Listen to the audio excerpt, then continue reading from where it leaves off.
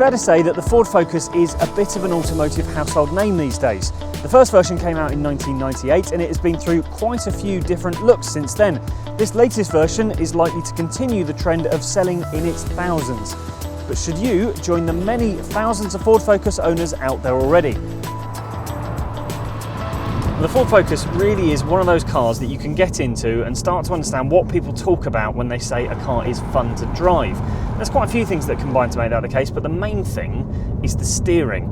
Now on some cars, it feels a little bit like playing a computer game with one of those virtual steering wheels. You turn the wheel, you go around the corner, you know it's all happening, but it doesn't feel like there's much of a connection. And that's really not the case in this. It all feels very accurate and precise and all very connected. When you do turn around corners, it feels fantastically composed as well. There's not much in the way of body roll and it all feels really controlled, even if you're going a little bit quicker. It rides nicely, although truth be told it's probably not the best in the class of this. The Volkswagen Golf is slightly better, but it does soak up pretty much all the bumps. Now I'm not going to go into every single engine option on this car, there are that many of them we would be here all day. However, there are a few highlights. The 1 litre EcoBoost petrols, there's 2 of those. If you go for the higher powered version, that's the better all-round bet. The lower powered version's okay, but it struggles a bit when you head out of town onto faster roads. But like many people, you may well end up with a Focus as a company car. And if you do, you might well get the engine that's in this version, and that is the 1.5 litre diesel. It does get a little bit noisy when you work it a bit harder, but most of the time it's a fairly settled, quiet and a perfectly powerful engine that will deal with all of your everyday overtaking manoeuvres.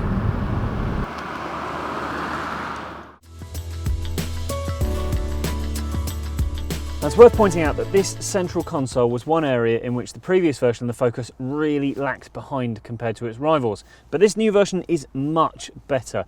On all but the absolute basic version you get a colour touchscreen as standard now, although on the lower down versions you get a 4.2 inch version, but on these higher versions you get an 8-inch screen like this.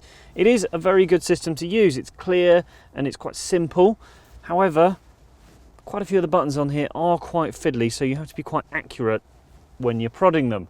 The plastics in the cabin are a bit of a mixed bag. Some of them feel fantastic, some lovely soft touch ones around here. They're a little bit less soft and expensive feeling around here, and they're really not quite so great when you get lower down, but on the whole it does feel pretty well screwed together.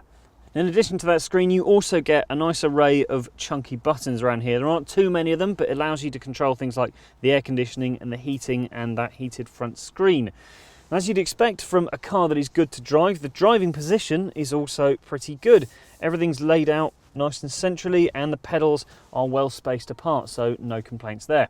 The only other niggle is visibility over the shoulder. It's all right the rest of the way around, but over there it's quite a small little window and it does take a little bit of peering. Space and practicality is one of those things where the Focus is only really all right. That sounds a bit like it's damning it with faint praise, but it's not really meant to be. I mean, you can still get a couple of 6-foot adults back here. There's enough headroom, enough leg room. They're both okay, but they're not really up there compared to the competition. Things like the Volkswagen Golf, Kia Ceed are much bigger back here, for example. That said, you can still get 2 adults, as I say, quite easily, and a third one in the middle as well. This is quite a flat seat, and you should be able to get comfy back here for a decent length journey, even if it's not for hours on end. I like the back seats. The boot is another area where the Focus is just not quite as big as the competition.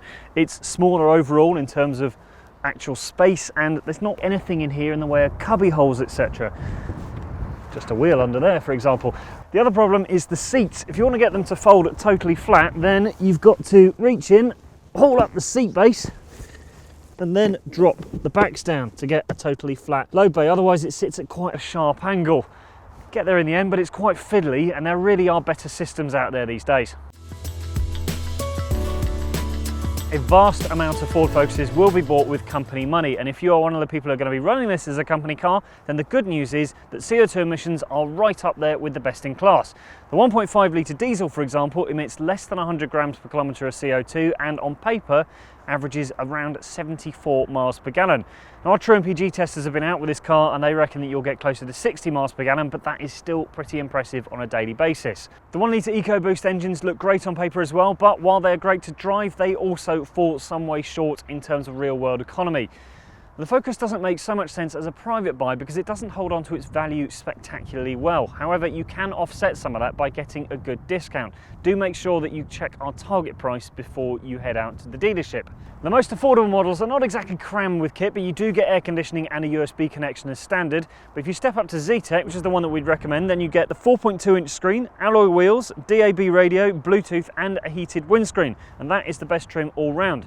We wouldn't blame you if you went for titanium trim though. That comes with a load more equipment. That gets the 8-inch touchscreen, and the Titanium X gets stuff like a rear view camera and bi-xenon headlights. On the safety front, the Focus comes absolutely packed with equipment. There are loads of different systems available, either as standard or as options on this car, and there are a whole host of airbags as well. Whether you choose to buy a new Focus or whether your boss hands you the keys as your new company car, either way, you should be perfectly happy with your lot. No, it's not quite the most practical car in its class, and you're certainly not going to stand out from the crowd, but you are going to have good fun driving it. For more information, search for Ford Focus on whatcar.com, but before you go, do click subscribe.